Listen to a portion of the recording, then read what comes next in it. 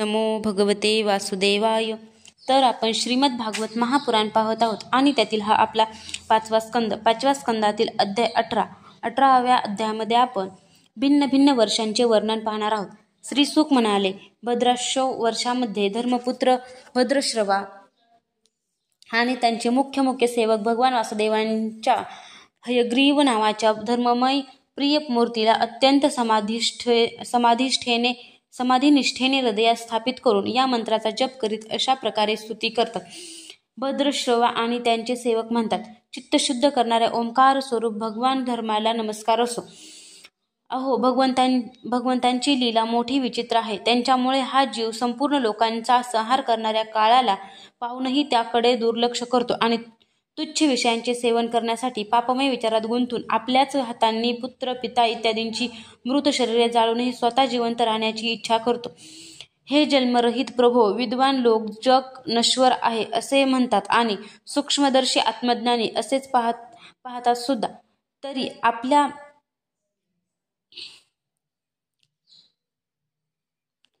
तरी आपल्या मायेने लोक मोहित होऊन जातात. आपण अनादी आहात आणि आपली कृत्ये मोठी आश्चर्यकारक आहेत. मी आपणास नमस्कार करतो. परमात्मन, आपण अकर्ते आणि मायेच्या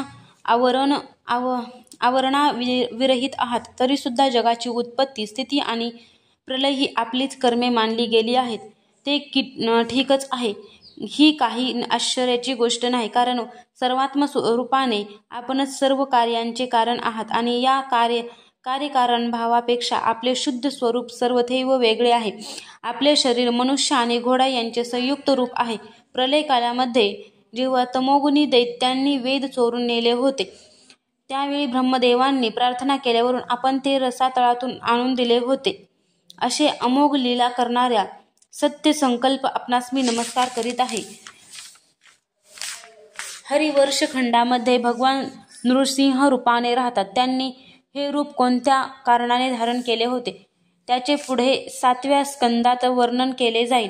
भगवंतांच्या त्या प्रिय रूपाची महाभागवत प्रल्हाद त्या वर्षातील इतर पुरुषांसह निष्काम आणि अनन्य भक्तिभावाने उपासना करीत आहेत. प्रल्हाद हा महापुरुषांना योग्य अशा गुणांनी संपन्न आहे. तसेच त्याने आपल्या शील आणि आदराने दैत्य आणि दानवांच्या कुळांना पवित्र केले आहे. तो या मंत्रांचा जप करून स्तुती करतो. ओंकार स्वरूप भगवान श्री नृसिंह देवांना नमस्कार असो. आपण अग्नी इत्यादी तेजांचेही तेज आहात. आपणास नमस्कार असो. हे वज्रनखा, हे वज्रदंष्ट्रा, आपण आमच्या समोर प्रकट व्हावे. आमच्या कर्मवासना जाळून टाका. आमचा अज्ञानरूपी अंधकार नष्ट करा. ओम स्वाहा. अभयदात देत आमच्या अंतःकरणात प्रकट व्हा. ओम स्वरोम. हे नाथ, विश्वाचे कल्याण हो. दुष्टांची बुद्धी शुद्ध हो. सर्व प्राण्यांमध्ये एकमेकांमध्ये सद्भावना उत्पन्न हो. सर्वजण एकमेकांचे हितचिंतक करोत. आमचे मन शुभ मार्गात प्रवृत्त हो आणि आम्हा सर्वांची बुद्धी निष्काम भावाने भगवान श्रीहरींमध्ये प्रवेश करो.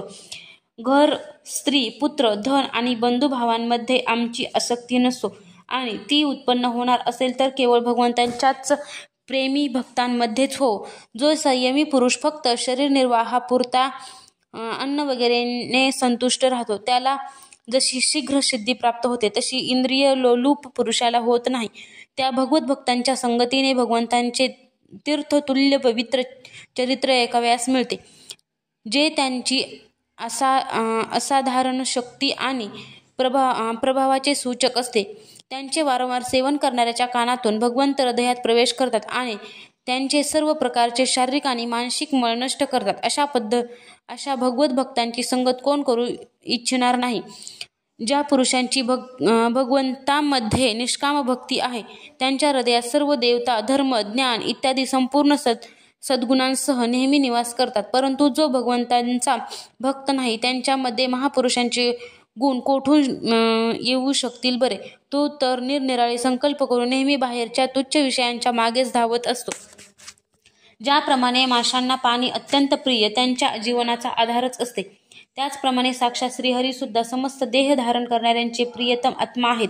जर कोणी महतत्वाभिमानी पुरुष त्यांचा त्याग करून घरामध्येच आसक्त होईल, तर त्या अवस्थेत स्त्री पुरुषांचा मोठेपणा फक्त वयाच्या आधारावरच मानला जाईल, गुणांच्या दृष्टीने नाही. म्हणून तुम्ही लोभ, राग, द्वेष, क्रोध, अभिमान, इच्छा, भय, दीनता आणि मानसिक संतापाची मूळ असलेल्या तसेच जन्ममरणरूप संसार चक्रात ओढणाऱ्या घर इत्यादींचा त्याग करून भगवान नृसिंहांच्या निर्भय चरणकमलांचा आश्रय घ्या.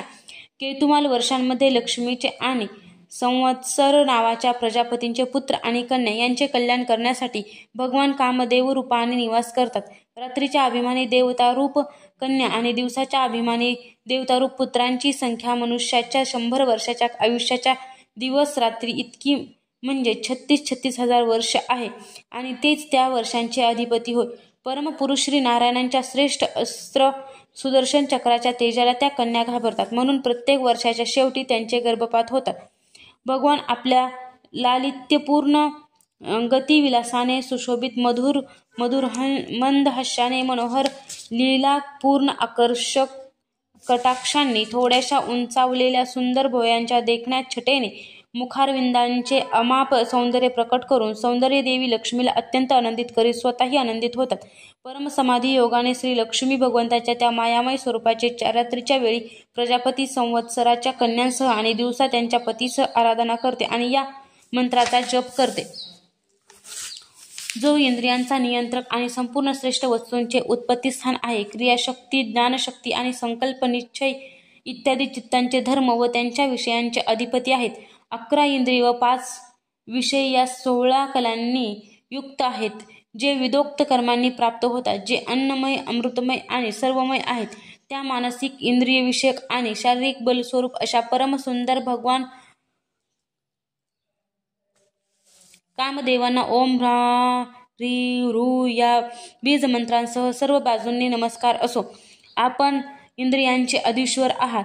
निरनिराळ्या कठोर व्रतांनी स्त्रिया आपलीच आराधना करून अन्य लौकिक पतींची इच्छा करतात, परंतु त्या त्यांचे प्रिय पुत्र, धन आणि आयुष्यांचे रक्षण करू शकत नाहीत, कारण त्या स्वतःच परतंत्र आहेत.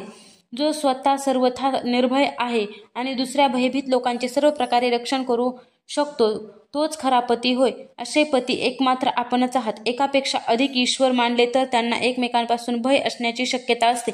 म्हणून आपण आपल्या प्राप्तीपेक्षा अधिक दुसरा कोणताही लाभ मानित नाहीत.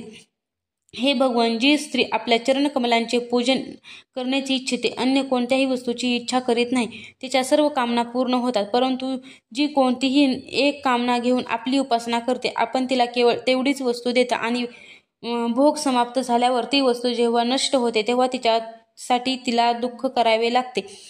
हे अजिता, इंद्रिय सुखांचे अभिलाषी ब्रह्मदेव, रुद्र इत्यादी समस्त सुरासुरगण माझ्या प्राप्तीसाठी घोर तपश्चर्या करीत राहतात, परंतु आपल्या चरणकमलांचा आश्रय करणाऱ्या भक्तांशिवाय मला कोणी प्राप्त करून घेऊ शकत नाही, कारण माझे मन फक्त आपल्यातच लागून राहिले आहे. हे अच्युत, आपण आपल्या ज्या वंदनीय करकमलांना भक्तांच्या मस्तकावर ठेवता, तेच माझ्याही मस्तकावर ठेवा. हे वरण्य, आपण मला केवळ श्री वत्सलांछना रूपाने आपल्या वक्षस्थळावरच धारण करता. आपण सर्व समर्थ आहात. आपण आपल्या मायेने ज्या लीला करता त्यांचे रहस्य कोण जाणू शकेल. भगवंतांनी रम्यक वर्षामध्ये तेथील अधिपती मनूला पूर्वी आपले परमप्रिय मत्स्य रूप दाखविले होते. अजूनही मनू भगवंतांच्या त्या रूपाची मोठ्या भक्तिभावाने उपासना करतो आणि या मंत्राचा जप करीत स्तुती करतो. सत्वप्रधान मुख्य प्राण, सूत्रात्मा तसेच मनोबल, इंद्रिय बल आणि शरीरबल स्वरूप अशा सर्वश्रेष्ठ भगवान महात्म्यांना वारंवार नमस्कार असो. प्रभो, नट ज्याप्रमाणे कठपुतल्यांना नाचवितो, त्याचप्रमाणे आपण ब्राह्मण इत्यादी नामांच्या दोरीने संपूर्ण विश्व आपल्या अधीन करून घेऊन नाचवित आहात. म्हणून आपणच सर्वांचे प्रेरक आहात. लोकपाल सुद्धा आपल्याला पाहू शकत नाहीत, परंतु आपण सर्व प्राण्यांच्या आत प्राणरूपाने आणि बाहेर वायुरूपाने नेहमी संचार करीत असता. वेद आपलाच महान शब्द आहे. एकदा इंद्रादी इंद्रियाभिमानी देवतांना प्राणस्वरूप आपल्याबद्दल मत्सर निर्माण झाला, तेव्हा आपण बाजूला झाल्यावर ते स्वतंत्रपणे किंवा एकमेकात मिसळून सुद्धा मनुष्य, पशु, सर्प, स्थावर जंगम इत्यादी जितकी शरीरे दिसतात त्यांच्यापैकी कोणतेही पुष्कळ प्रयत्न करून सुद्धा रक्षण करू शकले नाहीत. हे अजन्मा प्रभो, सर्व वनस्पती आणि वेलींचा आश्रय असलेल्या या पृथ्वीला घेऊन आपण माझ्यासह मोठमोठ्या उत्तुंग लाटांनी युक्त प्रलयकालीन समुद्रामध्ये मोठ्या उत्साहाने विहार केला होता. आपण संसारातील सर्व प्राणी समुदायांचे नियंते आहात. माझा आपणास नमस्कार असो. हिरण्यमय वर्षांमध्ये भगवान कासवांचे रूप धारण करून राहतात. तेथील निवासी लोकांसह पृथ्वीराज आर्यमा भगवंतांच्या त्या प्रियतम मूर्तींची उपासना करतात आणि या मंत्राचा निरंतर जप करीत स्तुती करतात. जे सत्वगुणाने युक्त आहेत त्यांचे ठिकाण निश्चितपणे कळत नाही. तसेच ते जे काळाच्या कक्षेच्या बाहेर आहेत त्या सर्वव्यापक सर्वाधार भगवान कश्यपांना वारंवार नमस्कार असो. अनेक रूपांमध्ये प्रतीत होणारा हा दृश्य प्रपंच जशी मिथ्या आहे असे वाटत असले म्हणून याचे वस्तुत काही मोजमाप नाही, तरी सुद्धा हे मायेने प्रकाशित होणारे आपलेच स्वरूप आहे.